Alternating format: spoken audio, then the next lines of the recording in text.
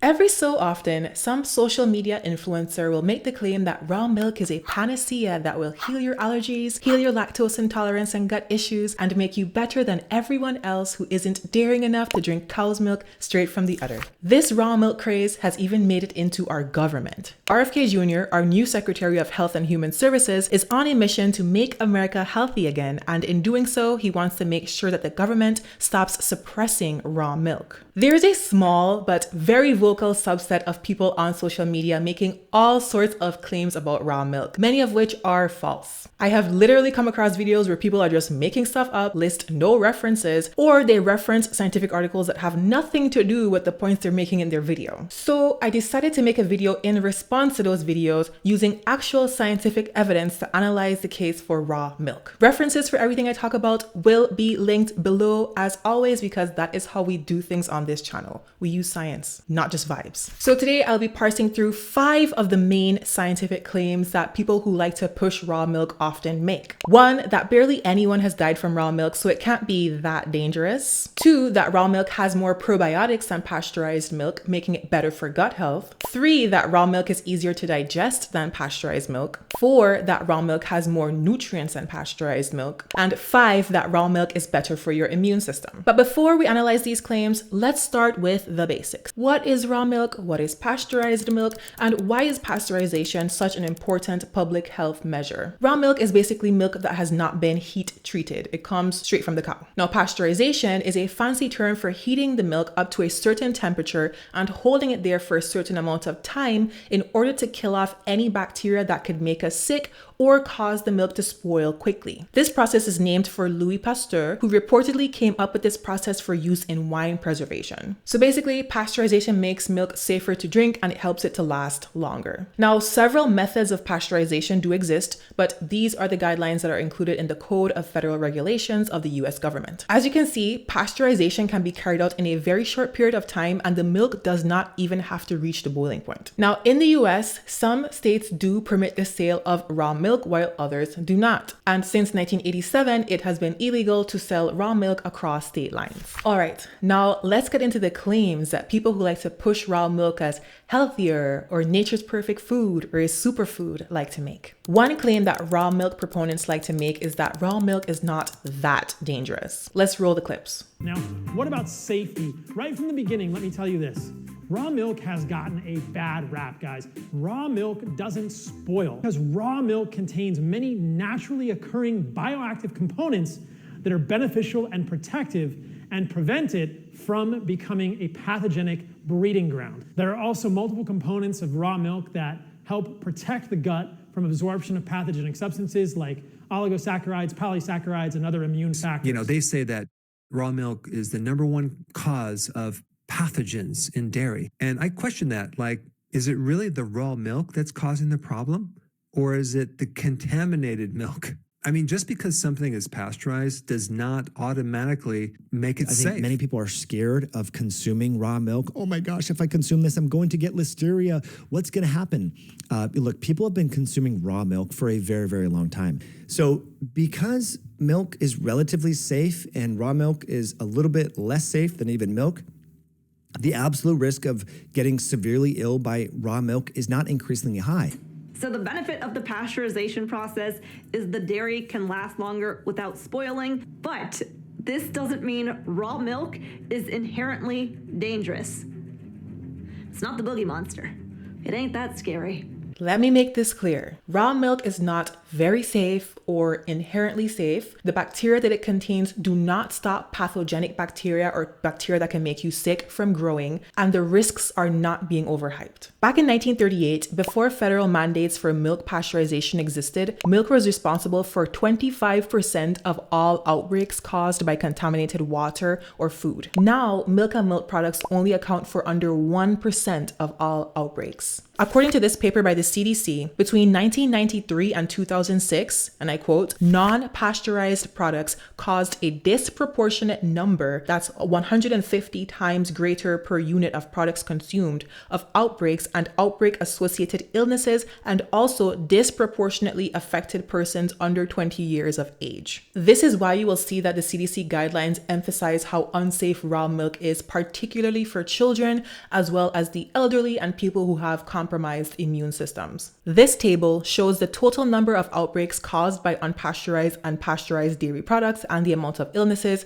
hospitalizations, and deaths that were caused by each of these outbreaks. Keep in mind that very few people consume raw dairy or raw dairy products. At the time that this paper was published, only about 1% of the US population reported drinking raw dairy on a regular basis. More recent data shows that this hasn't really changed that much, that it's still about just 1% of the US population that reports drinking raw milk at least once a week. So it would be really useful to see the numbers in this table as percentages so we can see what fraction of each group got sick and make a more fair comparison. So of the people who got sick from drinking raw milk, 8% were hospitalized. Of the people who got sick from drinking pasteurized milk, 1% were hospitalized. So these numbers tell us that getting sick from drinking raw milk is more likely to get you sent to the hospital. In other words, the risk of getting severely sick from drinking raw milk is greater than the risk of getting severely sick from drinking pasteurized milk. And more recent data shows that the risk of being hospitalized as a result of getting sick from drinking raw milk may be even higher, at 15%. Now, you might be wondering, what is it in raw milk that could be so dangerous? Like, it's hard to imagine somebody just sitting down to eat their breakfast cereal and then getting sent to the ICU because they ate their cereal with raw milk, but that does happen. And that is because consuming raw milk instead of pasteurized milk increases your risk of getting sick from bacteria such as Brucella, Campylobacter, Cryptosporidium, E. coli, Listeria, and Salmonella. Last year, there was an outbreak of 61 cases of bird flu, also known as H5N1, over half of which were linked to exposure to dairy cattle. The virus that causes bird flu has been detected in raw milk, and fortunately, pasteurization does destroy the virus. The consequences of infections from raw milk range from vomiting and diarrhea, which aren't great, to loss of life, which is really not great. One severe illness that is linked to raw milk consumption is Guillain-Barré syndrome, which is a serious condition caused by Campylobacter infection that can cause significant nerve damage, muscle weakness, and even paralysis. Another serious illness that can be caused by drinking raw milk is hemolytic uremic syndrome. This illness is caused by E. coli, which produce a certain toxin and can lead to kidney failure or even loss of life. Even if a person survives the infection, the consequences of HUS can be life-changing. HUS impacts the kidneys, and kidney failure is a disease that only gets worse with time. Once your kidneys fail, you either have to go on dialysis, get a kidney transplant, or be prepared to leave the land of the living. For the parents out there, the FDA notes that raw milk can not just harm the person that's drinking it, but also a mother if she's pregnant. A Listeria infection from drinking raw milk is linked to a higher risk of miscarriage. So yeah, raw milk is certainly not inherently safe or very safe. And I don't say this to knock the farmers. I can appreciate that farmers can try to reduce the risk of there being bacteria and viruses in their raw milk by following certain safety procedures, but the reality is that it's not realistic to expect them to check every single batch for every possible microbe that could be in that milk every time. This is why raw milk is so much more dangerous than pasteurized milk, even with safety standards in place. The Raw Milk Institute, which is a major raw milk organization in the US, provides the following standards for raw milk production. Test for coliform and standard plate count. These are two measures for checking microbes at least once a month. Now this is good, but a lot can happen in the 29 days between tests. They also recommend that farmers ensure that the milk is free of pathogens, specifically these for Salmonella, E. coli, Campylobacter, and Listeria. And you can see down here that it states that small farms do not need to test for those specific pathogens if they do not have access to a pathogen testing lab. This means that there's raw milk out there that is getting into the hands of consumers that has not been tested for even common pathogens. Also, limiting testing to only just 4 microbes leaves room for all the other potential microbes that can be in that raw milk to just run wild. So even if your raw milk farmer is doing weekly testing or monthly testing, whatever the case may be, if they're only testing for a limited number of microbes, you're still at the risk of being exposed to all the other microbes that exist and can infect you and your family. And this is why claims like this are so misleading. There are multiple farms that are doing raw milk now at scale and doing rigorous testing to ensure quality,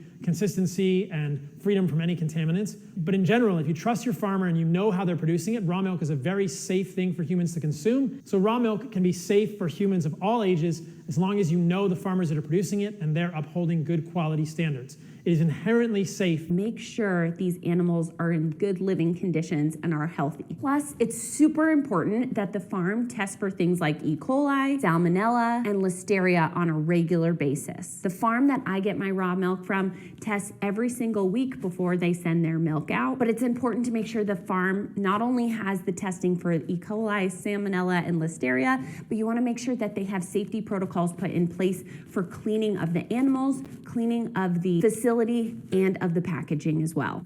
And of course, they're going to talk about, oh, there's like high amounts of E. coli in raw milk. Well, first of all, E. coli is not only in raw milk, it's also in pasteurized milk. So it's my opinion that the problems that come along with raw milk really have to do with farms that are not clean. And this is why it's so important to really know where you're getting your milk. So in summary, do I think raw milk is safe? Absolutely, if it is purchased from a farm that is clean. Yes, both types of milk can be infected with E. coli, but pasteurized milk goes through a process that is meant to get rid of that E. coli, while raw milk may not have gone through any sort of process to even test if the E. coli is there. Now, which one of these two options do you think is more likely to get someone sick? The fact of the matter is that these standards still leave room for a farmer to do everything right and still end up selling a contaminated batch of raw milk, which seems to have been the case for Mark McAfee, as you can see in this clip from MSNBC. This is a natural process. This is not something that's extraordinary, something I didn't do wrong or right. And there's no illnesses. And we believe there's not even a potential for an illness because of the physiology and science behind what happens to flu bugs in raw milk. And now again, this is not an attack on farmers. Their work is essential to society. Rather, it's just meant to emphasize why raw milk can come with so many dangers, even if people put standards in place. And even if you have lots of years of experience being a raw dairy farmer like this guy does, who happens to be RFK Jr.'s favorite raw dairy farmer, by the way. Now, regarding this idea that raw milk doesn't spoil because it has antimicrobials in it that can keep bad bacteria from proliferating, this is just false. Without me even going into the data, you can see why already. People have been getting sick and dying from raw milk. If it actually contained good bacteria that were fierce enough to keep the bad bacteria from multiplying, then nobody would ever get sick or die from raw milk, but that's not what happens. So raw milk does contain antimicrobial substances like lactoperoxidase and lactoferrin, but not enough to combat all of the bad bacteria that can be found in raw milk. High levels of antimicrobials occur when the cow has an infection and its body is trying to fight off the infection by producing more antimicrobials. Now, do you really want to get your milk from a cow that is fighting off an infection? All right, now on to the second claim, which is that raw milk has more probiotics than pasteurized milk, making it really great for your gut microbiome. Let's roll the clips.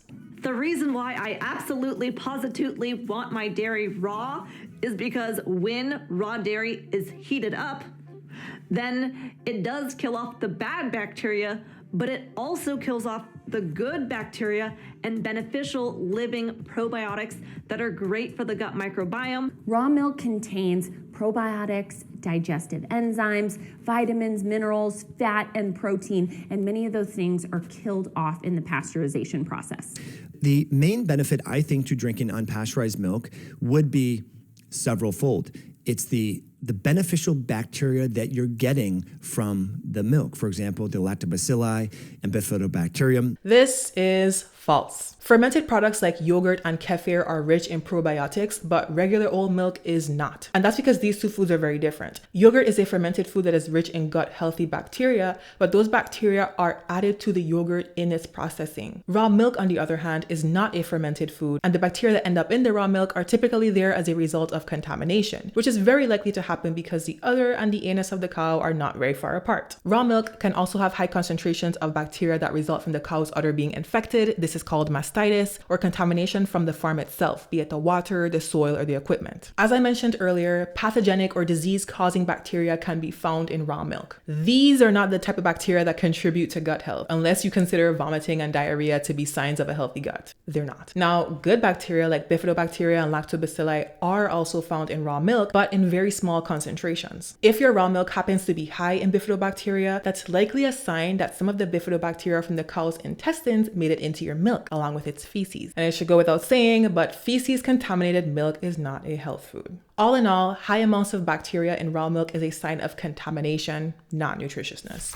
Now, in at least 2 videos, I came across this paper that suggests that raw milk is great for your gut health because it promotes the growth of certain gut healthy bacteria. Let's take a closer look. This study included just 24 people who stayed at a cooking school on a farm for 12 weeks and all drank raw milk. And yes, they did have more lactobacillus in their gut by the end of the study, but regular pasteurized milk also increases lactobacillus in the gut. This isn't some special characteristic of raw milk. It's just a characteristic of milk. All right, on to the third claim, which is that raw milk is easier to digest. It's natural after all, just like cherry pits, apple seeds, and raw elderberries. So it should enter our bodies and create only harmony. Except that's not how nature works. If humans were all that mattered in this world, then yes, perhaps everything on this earth would be tailored for our optimal health and well-being. The reality is that humans are just one of many living beings on this planet, and we have to respect nature and work with it, not act like it revolves around us. Bacteria exist, viruses exist, natural plant defenses exist, and natural disasters exist. Let's roll the clips. If you are lactose intolerant, it's also important to understand that raw milk is known to contain bacteria that produce the lactase enzyme. So most people who are lactose intolerant can drink raw milk. Also, lactase bacteria are destroyed. There are certain bacteria that make the enzyme to get rid of lactose, okay? And so those of us that have lactose intolerance, like myself, need lactase, which is the enzyme that breaks down lactose. And in raw milk, there's that enzyme. And then we get another enzyme that gets destroyed when you pasteurize the milk, and that is called lactase. Lactase is an enzyme to help break down milk sugar, lactose. But when I do raw milk, and especially raw milk cheese that has that enzyme in it, lactase, I don't have any digestive problems at all. There's about 1 in 3 people don't have enzymes like lactase and so forth to break down the milk. But we also need to recognize that the milk does come with enzymes and also bacteria to help enable the milk to be better digested. But those enzymes can be changed through homogenization and the ultra-pasteurization techniques. The reason why I absolutely positively want my dairy raw is because when raw dairy is heated up, then it does kill off the bad bacteria, but it also kills off the good bacteria and beneficial living probiotics that are great for the gut microbiome, and it kills off the enzymes that naturally break down the lactose in the milk.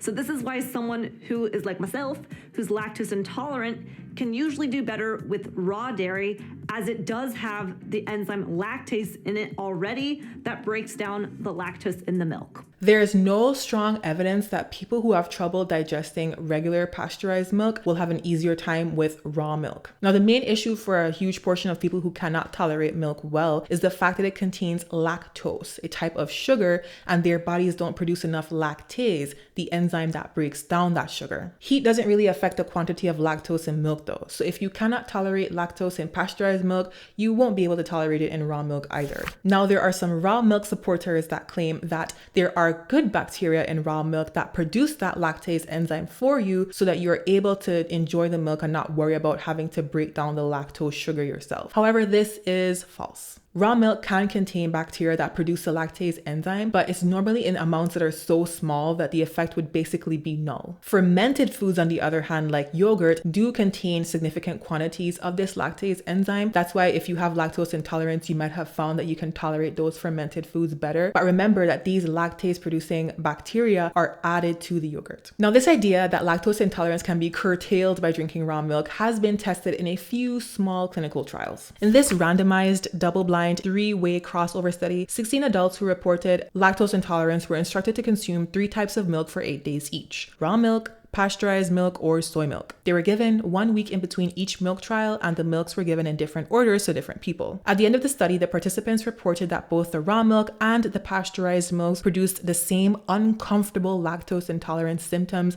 like flatulence, abdominal cramps, and diarrhea with the same level of severity. In another clinical trial that compared symptoms produced by raw versus pasteurized milk, researchers found a slight difference, but it was not statistically significant. This isn't meant to take away from anybody's anecdotal experience, and I recognize that there have barely been any clinical trials on this topic to really sift through, but this is the data that we have. So basically, if you do have lactose intolerance and you want to be able to enjoy some milk here and there without having to pay for it later, there are better strategies. There are strategies that are actually effective that don't involve you drinking raw milk. One is to try lactate, which is a lactose-free milk. You could also try any of the plant milks like soy milk and so forth. Those don't have any of that lactose sugar. Or you could try lactase enzyme tablets, which basically supply that enzyme that your body isn't producing enough of to help you digest dairy products. All right, now on to the fourth claim, which is that raw milk is better than pasteurized milk because it has more nutrients. So this claim is basically saying that heating up the milk kills off the natural nutrients that it contains. Let's roll the clips.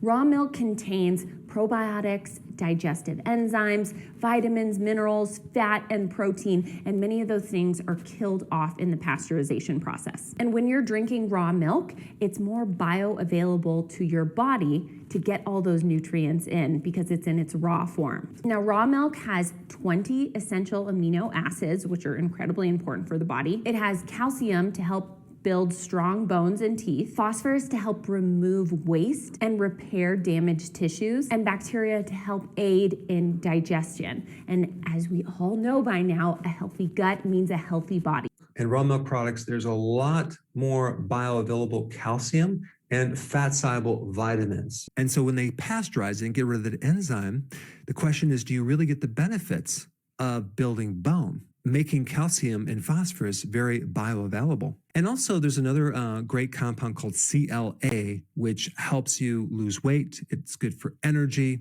It's anti-inflammatory. Nutritionally, we also know that raw milk is the single best source of MSM, a compound that has been studied over and over and found to be beneficial for osteoarthritis for humans. First of all, it's important to understand that milk, like any food, is high in some nutrients and low in others. So we don't need to be concerned about every single little nutrient that's in milk that may or may not be affected by heat. For example, milk only supplies about 1% of your daily value of vitamin E. So let's say that this vitamin was affected by heat and it was reduced to half, to 0.5% of your daily value. That wouldn't really be a big deal because the milk wasn't giving you that much vitamin E to begin with. It would make more sense for you to focus on getting your vitamin E from sources that actually have a lot of vitamin E, like almonds. So what is in milk that we should be concerned about? Milk is an excellent source of protein, calcium, phosphorus, iodine, riboflavin or B2 and B12, and it's also a good source of zinc, thiamine or B1, pantothenic acid or B5, and vitamin D. Though we can ignore that one because generally commercial milk in this country is fortified with vitamin D anyway. Okay, so these are the nutrients that we care about. Let's see how heat affects them. So to begin with, there aren't a ton of studies out there that compare the nutrient content of raw versus pasteurized milk. And of the few studies that exist, a lot of them were unfortunately poorly designed. Of the nutrients that milk is a significant source of, B2 or riboflavin does seem to be the one that is significantly affected by heat. Fortunately though, B2 is very easy to get from a variety of foods, so drinking pasteurized milk is not going to give you a B2 vitamin deficiency. If you eat breakfast cereal, some of them are literally fortified with 100% of the daily value of B2. And if you prefer a healthier option, 1 cup of oats will give you 85% of your daily value. Calcium and phosphorus are resistant to heat like most minerals, and they are not significantly affected by pasteurization. And interestingly, some vitamins like vitamin A actually seem to get a boost from pasteurization. Now let's talk about protein. Pasteurization or any sort of heating can change the shape of a protein in milk, but not the overall amount, so raw milk does not have more protein than pasteurized milk. Now, aside from vitamins and minerals, raw milk proponents also like to point out that heat kills off MSM and CLA, other substances that may be beneficial for health that are found in raw milk. CLA is conjugated linoleic acid, and it has potential protective effects against excessive weight gain, inflammation, atherosclerosis, and other common conditions. According to this review paper, the concentration of CLA in milk varies widely,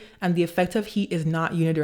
Some studies show that heating milk can increase CLA, while others show that very high heat used in ultra high temperature processing can reduce CLA, while others still show that heating milk does not affect its CLA content. Ultra high temperature processing happens at temperatures greater than 140 degrees Celsius or 284 Fahrenheit, which you may remember from the table I showed earlier as being much higher than what the US government even requires for milk pasteurization. Now, when it comes to getting the most nutrients from your milk, I would argue that instead of focusing on raw versus pasteurized milk, it'd be more worth your while to focus on what the cow is eating, i.e. grass-fed versus cows that are fed corn, soy, other filler foods. What the cow eats determines the type of fats they have in their tissues. So grass-fed cows do generally produce milk that is more nutritionally rich and potentially higher in CLA. Now, MSM stands for methyl sulfonyl-methane, a sulfur-based chemical that has been shown to have some antioxidant properties. Now, I could not find any proper studies on the MSM content of raw milk versus pasteurized milk, or even just the MSM content in general of milks. All that came up in my search was the same exact stat that's just copy pasted everywhere, which I don't want to repeat because I can't tell where it came from and why everybody just keeps repeating that one stat. This topic needs way more research before people can make claims about what effect pasteurization may or may not have on it. Furthermore, there are so many antioxidants out there. You don't need to risk your life for just one. All right, now on to the final claim, the only one honestly that has some substance behind it. And this is the claim that raw milk could be better for your immune system. Let's roll the clips. There are many studies showing that kids who grow up drinking raw milk, who live on or off of farms, have lower rates of asthma, eczema, and allergies when they're adults. Raw mammalian milk, in some ways, is being able to return to breastfeeding without actually being able to return to breastfeeding. There's a significant body of epidemiologic evidence that consumption of raw milk in childhood and adulthood in farm, but also non-farm populations can be one of the most protective factors against allergy and asthma. There's been some research done to show that children that consume raw milk versus pasteurized milk have lower incidence of asthma, allergies, decreased incidence of ear infections and eczema, and even less respiratory infection. You're going to get a lot of support for the immune system. There are a lot of different immune factors that get destroyed with the pasteurization. And essentially what this study found is raw milk is associated with reduced childhood asthma and allergies. Now, we do have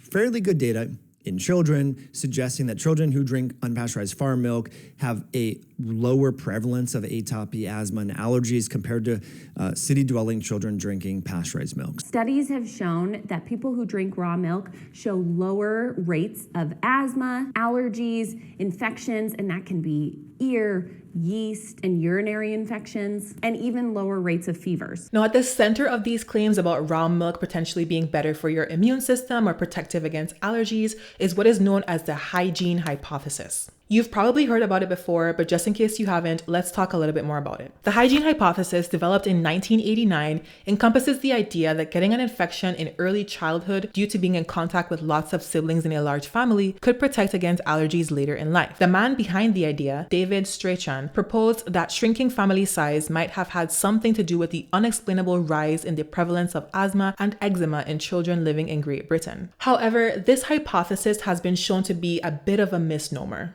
Some experts in the fields of infectious disease and allergies have argued that there is no evidence that being too clean is the cause of more people having allergies. The real issue at hand seems to be a lack of exposure to good microbes, the type that can actually strengthen our immune system, not a lack of exposure to microbes that can make us sick. We have to remember that infectious diseases can be deadly, so it's better for us to try to avoid spreading them rather than try to intentionally get sick with them. Just imagine an adult with active tuberculosis intentionally sneezing on their child with the idea that they're going to improve their immune system. You would call that person crazy if they did that. So anyway, that's the end of that segue. The main takeaway of it is that you should wash your hands and please don't sneeze on your kids. Now let's look at the research on raw milk and allergies. These studies have mainly been done in children, and there is a body of research which suggests that raw milk, particularly when consumed early in life, can help to reduce the risk of developing asthma and allergies. This is the famous Gabriella study that was cited in multiple videos. This study was designed to determine what factors in cow's milk could possibly explain the observation that children who grow up on farms often have a lower risk of developing asthma and allergies. What they found was that raw, unboiled cow's milk was associated with a lower risk of asthma and hay fever. Still, the authors cautioned that they do not recommend that children drink raw milk due to the risk of an infection. This is really interesting, but we still have to weigh the risks against the benefits here. And for me personally, the risk of my child needing a kidney transplant far outweighs any potential benefits. But everybody is different. The other thing I want to point out is that there are other ways that you can bolster your child's immune system as well. Going back to the nuance of the hygiene hypothesis, making sure that your child is exposed to good microbes that help to bolster their immune system as they're growing up is one way to do this. Now, where do we get these good microbes? We get them from many places, such as from our mother's birth canal when we are born naturally, from the milk of our mothers when we are breastfed, the food that we eat, and from playing and spending time outdoors. I also want to highlight that misuse of antibiotics, such as when they're given for a viral infection, which they have no effect against, may also reduce the amount of good bacteria in your gut microbiome. Avoiding antibiotics unless they're absolutely necessary can be good not only for your child, but also for the entire planet. This debate around the safety of raw milk has been going on ever since pasteurization was introduced. Let's do a little historical timeline here. Pasteurization was first invented in the 1860s, and it wasn't until 1908 that Chicago became the first US city to require all commercial milk to be pasteurized, unless the cow had been tested for tuberculin. In 1948,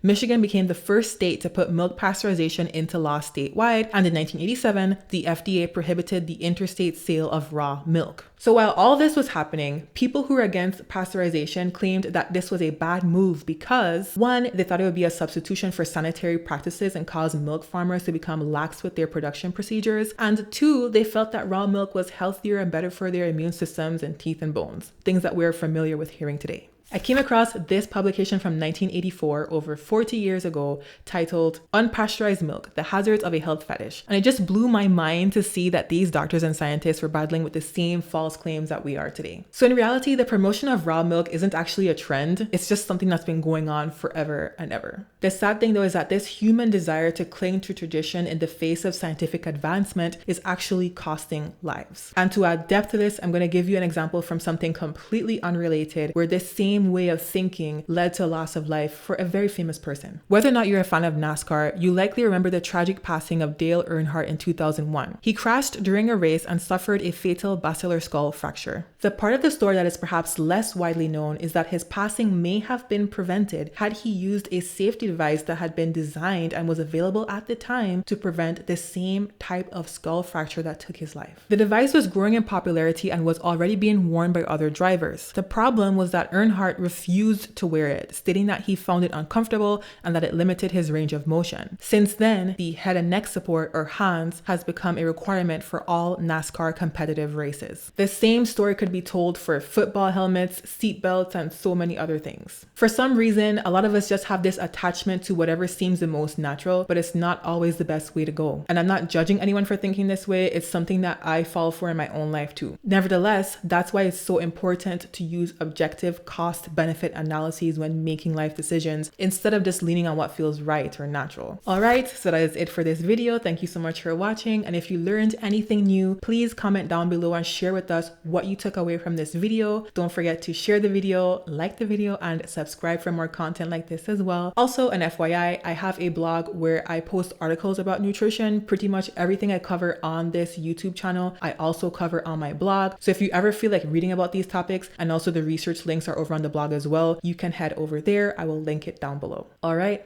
take care.